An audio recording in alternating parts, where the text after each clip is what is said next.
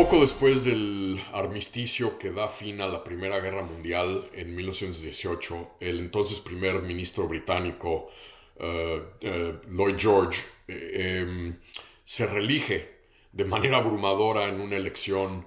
general a los pocos meses del fin de la guerra con el eslogan de hay que colgar al Kaiser. Al Kaiser Guillermo, derrotado por Francia, Estados Unidos y Gran Bretaña, le va ciertamente mejor, acaba en el exilio en Holanda, pero ciertamente ese espíritu vengativo que permea la época de la posguerra y que además también caracteriza el Tratado de Versalles, que formalmente cierra la guerra que se suponía iba a terminar con todas las guerras. Fue un tratado que acabó, un tratado de paz que acabó sembrando el conflicto futuro en Europa. Es quizá muy temprano todavía ponernos a especular qué podría pasar si las conversaciones y las negociaciones entre Ucrania y Rusia prosperan. Yo creo que todos tenemos muy claro que el actual presidente ruso tiene el hábito de decir una cosa y hacer otra cosa completamente distinta. Creo que también tenemos muy claro que por mucho que a raíz del poco avance militar que ha tenido Rusia, Putin pudiera conformarse con solo controlar una porción de territorio ucraniano y que el objetivo final que además llevó a esta invasión injustificada y premeditada es comerse de tajo completa a Ucrania y reincorporarla a Rusia. Por lo tanto, lo que ocurra en términos de negociaciones de una eventual posible paz o cese al fuego, hay que siempre entenderla y tomarla como una pausa táctica sobre todo. Pero lo que es indudable es que en algún momento los países de Occidente, sobre todo Estados Unidos, van a tener que sentarse a hablar con el enemigo que hay más que con el enemigo que les gustaría tener. Y esto va a implicar algún tipo de acuerdo y arreglo con Putin. Y esto es relevante porque precisamente el fin de semana el presidente Biden, en un discurso muy importante, yo creo que los mejores discursos que ha dado el presidente Biden en su historia como político desde que estaba en el Senado, un discurso que además tiene ecos de los discursos de Kennedy en Berlín y de Ronald Reagan en Berlín en el contexto de la Guerra Fría. Un discurso bien armado, contundente, hablando de la tensión fundamental en el sistema internacional hoy entre regímenes autocráticos y democracias liberales. Al final el presidente, como ha sido hábito en Joe Biden en el pasado, se sale del script y pronuncia una frase que ha generado todo tipo de especulaciones aquí en Washington, pero también alrededor del mundo, en el sentido de que Putin no puede seguir en el poder. Esto abre una caja de Pandora, evidentemente, porque la percepción es que a lo mejor Estados Unidos en realidad lo que está buscando es un cambio de régimen en Moscú. Ustedes recordarán que este concepto de cambio de régimen se ha convertido en un albatros alrededor del cuello de previos gobiernos estadounidenses en lugares como Irak, Irán, Afganistán, Libia, y ciertamente le da a Putin razones de más para doblar su apuesta frente a Ucrania y frente a Occidente. La posibilidad de una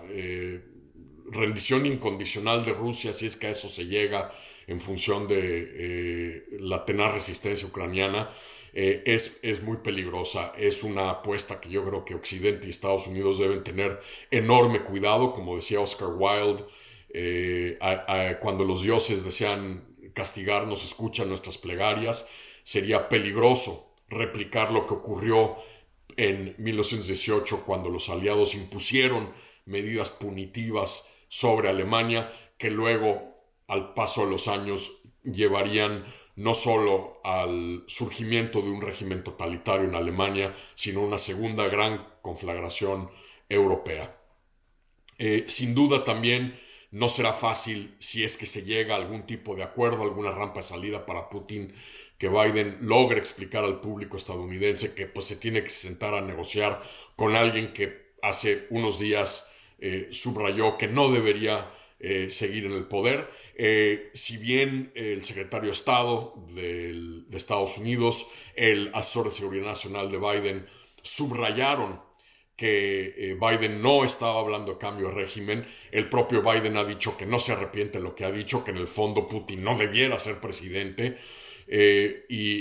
Pues evidentemente ha abierto flancos, sobre todo con países como Francia, Turquía y otros aliados estadounidenses que están tratando de mediar en las conversaciones con Rusia. Y a diferencia de Alemania en 1918-1919, pues Rusia es una potencia nuclear. No se le va a poder imponer ningún tipo de sanciones punitivas como las que le fueron impuestas a Alemania después de la Primera Guerra Mundial, a pesar de que es muy probable que Estados Unidos mantenga sanciones después de que el conflicto concluya. Y la otra gran diferencia con la Alemania de 1918 y el trato que le dieron los aliados a Alemania es que Rusia pues, tiene un amigo muy importante, un amigo que no ha condenado de manera abierta la invasión rusa a Ucrania, que es China, la gran potencia ascendente en el sistema internacional, y eso también pues, cambia mucho la calibración que pueda hacer Estados Unidos, que pueda hacer la OTAN, que puedan hacer los aliados estadounidenses de Biden en las semanas y meses por delante.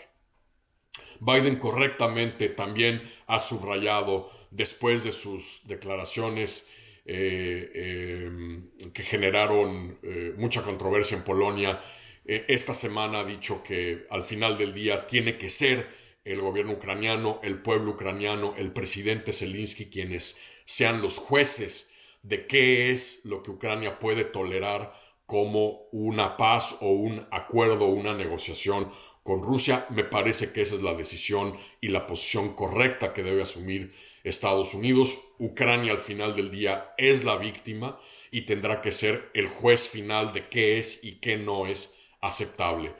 Pero ciertamente estamos en un momento de enorme fluidez cuando Rusia está replegando tropas de algunos sectores del frente de invasión. Está claro que no es que se estén regresando ni que estén retirándose, sino que están replegándose quizá para relanzar ataques ofensivos en algunos puntos claves para poder primero controlar el Donbass, la región separatista del Donbass, y quizá con ello argumentar que Putin y Rusia han obtenido lo que querían, que era salvaguardar a los ciudadanos, a los habitantes de origen ruso en esa región, y quizá, como hicieron con Ucrania en el 2014, arañarle otro pedazo, por lo menos en este momento, de territorio a Ucrania. Pero ciertamente las declaraciones, el discurso del presidente Biden han abierto todo otro vector de debate en este momento en Washington con respecto a los objetivos estadounidenses